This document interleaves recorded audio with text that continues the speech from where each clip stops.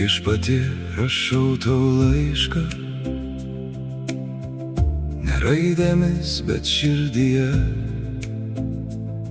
Džiaugiuosi galimybę padėką išreikšti, ir kad girdi džiaugiuosi ir supranti mane. Už pažinimą, meilę tau dėkoju, už kryptį, kurią man davei,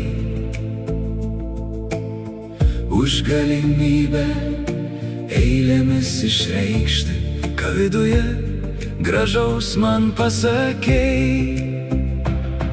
Dėkoju, priimu ir vertinu tą kryžių, kur nešti leidai ant pečių. Tai man į naudą, kitaip ir negalvoju, dabar jaučiu už tai, kaip ir kitiems būna sunku.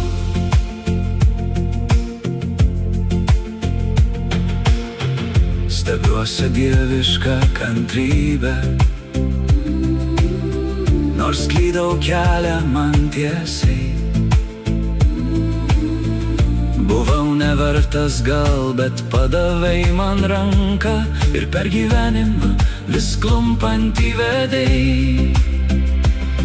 Dėkoju, priimu ir vertinu tą kryžių, kur nešti leidai ant pečių.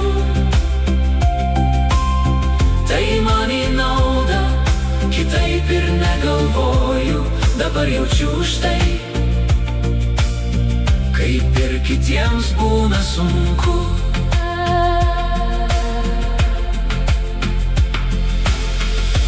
Savo vargus tau paaukoju,